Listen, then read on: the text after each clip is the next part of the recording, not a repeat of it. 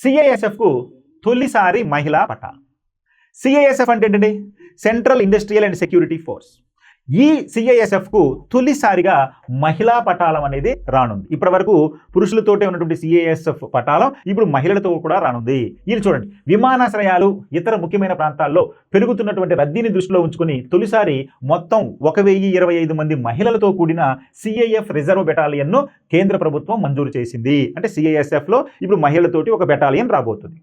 Senior commandant rank అధికారి నేతృత్వంలో ఈ ప్రత్యేక మహిళా రిజర్వ్ యూనిట్ను ఆమోదిస్తూ కేంద్ర హోంమంత్రిత్వ శాఖ ఇటీవల ఉత్తర్వులు జారీ చేయడం జరిగింది.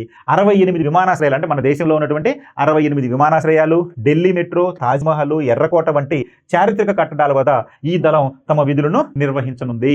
సో కాబట్టి మహిళలతో ఏర్పాటు కానున్నటువంటి ఈ సిఐఎస్ఎఫ్ పటాలం ప్రధానంగా విమానాశ్రయాల్లోనూ, అదేవిధంగా ఢిల్లీ మెట్రో, తాజ్మహల్, ఇతర చారిత్రక కట్టడాల యొక్క సంరక్షణను చేపట్టనుంది.